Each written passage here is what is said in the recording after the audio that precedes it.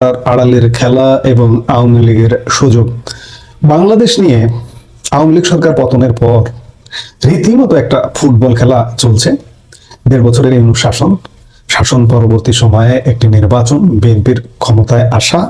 এই মুহূর্তে দেশে যে সংকট, এই সংকট থেকে উত্তরণের উপায় বিএনপির কাছে থাকতে পারে আওয়ামী লীগের সাথে নিয়ে, এছাড়া কোনো উপায় নেই। কারণ পর্দার আড়ালে এমন খেলা খেলছে বিশেষ করে জামায়াতে ইসলামী পুরোপুরি একটি বাংলাদেশ বিরুদ্ধ দল, বাংলাদেশ বিরোধী দল, বাংলাদেশের স্বাধীনতা মুক্তিযুদ্ধের বিরোধী দল।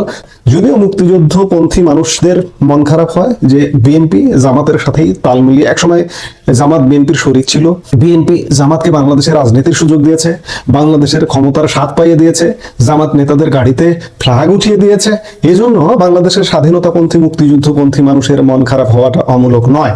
কিন্তু শেষ বিচারে বাংলাদেশকে যদি বাঁচাতে হয় বিএনপির, যেহেতু বিএনপি এখন ক্ষমতায়, আওয়ামী লীগকে সাথে নিয়ে বাঁচাতে হবে, এছাড়া কোনো উপায় নেই। কি ধরনের খেলা চলছে আমরা সেগুলো একটু এই মুহূর্তে বিশ্লেষণ করতে চাই। বাংলাদেশের রাজনীতি এখন এমন এক সন্ধিক্ষণে দাঁড়িয়ে যেখানে প্রতিটি মুহূর্তে নতুন নতুন সমীকরণ জন্ম দেবার সম্ভাবনার এক উর্বর ভূমি তৈরি হয়েছে বাংলাদেশ। পর্দার আড়ালে কি এমন খেলা চলছে যা আগামী কয়েক মাসের মধ্যেই বদলে দিতে পারে দেশের মানচিত্র?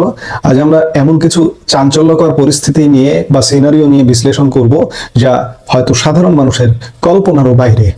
আপনারা জানেন যে এই মুহূর্তে জামাতের কাছে, এনসিপির কাছে, এমনকি আওয়ামী লীগের লোকজনও এই মুহূর্তে যখন মহামান্য রাষ্ট্রপতি কোনো ভাষণে বিএনপির প্রশংসা করেন, প্রেসিডেন্ট জিয়াউর রহমানের প্রশংসা করেন, খালেদা জিয়ার প্রশংসা করেন, তখন আওয়ামী লীগ নামধারী কিছু লোকজন রাষ্ট্রপতির পদত্যাগ চান। আর জামাত এনসিপি তো চায় প্রতিনিয়ত।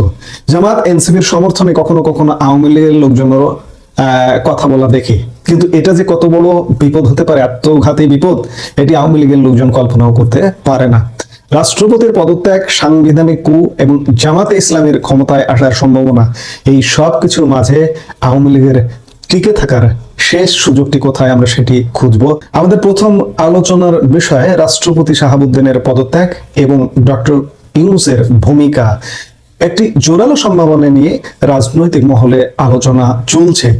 রাষ্ট্রপতির পদত্যাগ একটা অমীমাংসিত বিষয় এই মুহূর্তে, কারণ দ্বিধাদ্বন্দ্ব যে রাষ্ট্রপতি থাকছেন নাকি থাকছেন না, রাষ্ট্রপতি পদত্যাগ করছেন নাকি পদত্যাগ করছেন না। ইতিমধ্যে সরকারের 3 মাস হয়ে গেছে, কিন্তু সরকারের পক্ষ থেকে এ ধরনের কোনো আলাপ এখনো পর্যন্ত নেই। কিন্তু জামাতে আছে, এনসিপিতে আছে। কেন তারা রাষ্ট্রপতির পদত্যাগে এত জোর দেন? কেন পদত্যাগ চান? কেন? এর নেপথ্যে কারণ কি? যদি কোনো কারণে রাষ্ট্রপতি শাহাবুদ্দিন পদত্যাগ করেন এবং ডক্টর ইউনূস রাষ্ট্রপতির দায়িত্ব গ্রহণ করেন, তাহলে শেষ। ডক্টর ইউনূস রাষ্ট্রপতির দায়িত্ব গ্রহণ করেন এই কথাটা বলছে, কিন্তু কখনো কখনো মনে হয় যে ডক্টর ইউনূসের বিকল্প, আমি ডিপ স্টেটের কথা বলি, ডক্টর ইউনূসের বিকল্প অন্য কেউ, অন্য কোনো মুখ যদি রাষ্ট্রপতির পদে আসেন হন, তাহলেও কিন্তু আপনি বিপদ থেকে রক্ষা পাবেন না। ডক্টর ইউনূস ইতিমধ্যে বাংলাদেশে বিতর্কিত হয়ে গেছে, বাংলাদেশের সব মানুষের মানে। ডিপ স্টেট হয়তো ভাবতে পারে যে ডক্টর ইউনূস যেহেতু বিতর্কিত হয়ে গেছে, তার বিকল্প অন্য কোনো মুখকে আমরা রাষ্ট্রপতি বানিয়ে অন্ততপক্ষে বাংলাদেশের মানুষকে বুঝতে যে না, এই লোকটা, আমরা ইউনূসকে ফেলে দিয়েছি। আবার ইউনূসও হতে পারেন, অস্বাভাবিক কিছু না। যেটি হোক না কেন, আজকের রাষ্ট্রপতি চেঞ্জ মানে বাংলাদেশের জন্য এক মহা বিপদ, ভয়ঙ্কর বিপদ। 10 নম্বর মহা বিপদ সংকেত যে আছে, এতে কোনো সন্দেহ নাই। এবং রাষ্ট্রপতি যে বা যিনি আসবেন না কেন, সেখানে একটি সাংবিধানিক কু বা সাংবিধানিক অভ্যুত্থানের আশঙ্কা উড়িয়ে দেওয়া যায় না। এই পরিকল্পনার মূল উদ্দেশ্য হতে পারে জামাতে ইসলামীকে রাষ্ট্র ক্ষমতায় বসানো।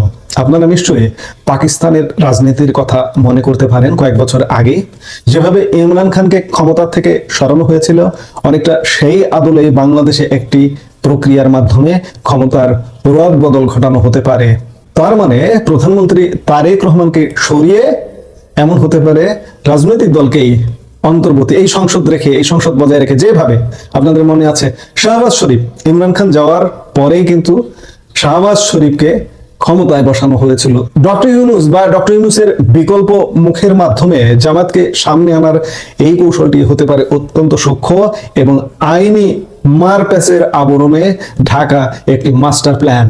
এখন প্রশ্ন আসছে, যদি রাষ্ট্রপতি শাহাবুদ্দিন পদত্যাগ করেন, এবং বিএনপি তাদের পক্ষ থেকে ডক্টর মঈন খান অথবা মির্জা ফখরুল ইসলাম আলমগীরকেও রাষ্ট্রপতি হিসেবে মনোনীত করে, তবে পরিস্থিতি কোন দিকে যাবে? ধরে নিলাম যে ইউনূস রাষ্ট্রপতি হলেন না, কিংবা ইউনূসের বিকল্প সুশীল কেউ রাষ্ট্রপতি হলেন না, দলীয় কেউ রাষ্ট্রপতি হলেন, মঈন খান কিংবা মির্জা ফখরুল ইসলাম আলমগীর, তাহলে কি ঘটতে পারে?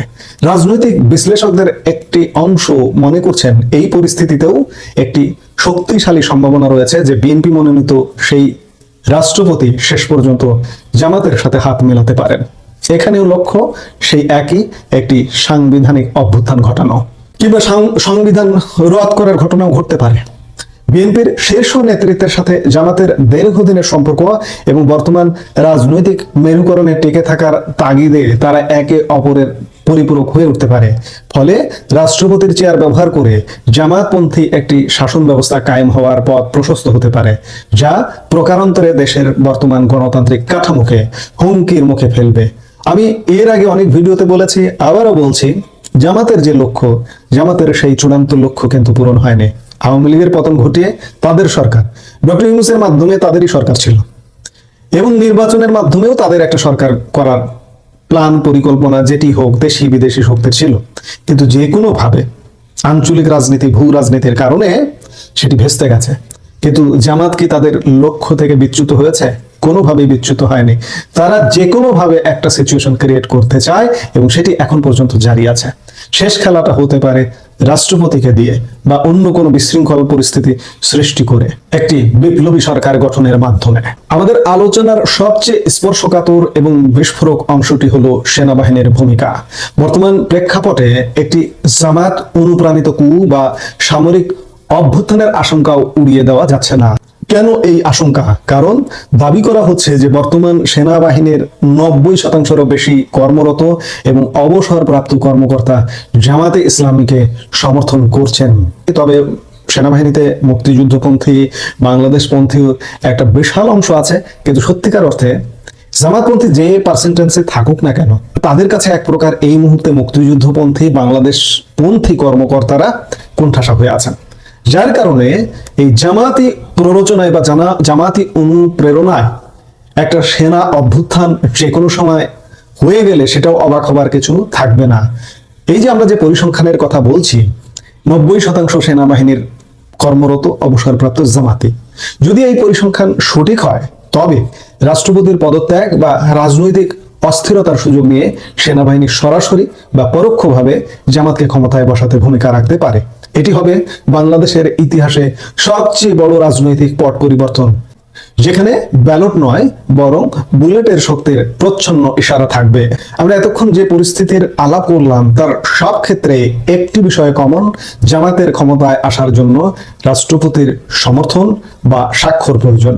আর ঠিক এই জায়গাতেই লুকিয়ে আছে আওয়ামী লীগের রাজনৈতিকভাবে ঘুরে দাঁড়ানোর এক অভাবনীয় সুযোগ। আওয়ামী লীগের জন্য সুযোগটি হলো বিএনপির সাথে একটি কৌশলগত সমঝোতা করা। আওয়ামী লীগ হাইকমান্ড বিএনপিকে এই বিষয়টি বোঝাতে সক্ষম হতে পারে যে যদি রাষ্ট্রপতি শাহাবুদ্দিন আওয়ামী লীগের নির্দেশে পদত্যাগ করেন, তবে তার পরবর্তী পরিস্থিতিতে বিএনপিও ক্ষমতা হারানোর ঝুঁকিতে পড়বে। অর্থাৎ রাষ্ট্রপতি শাহাবুদ্দিনের বিদায় মানেই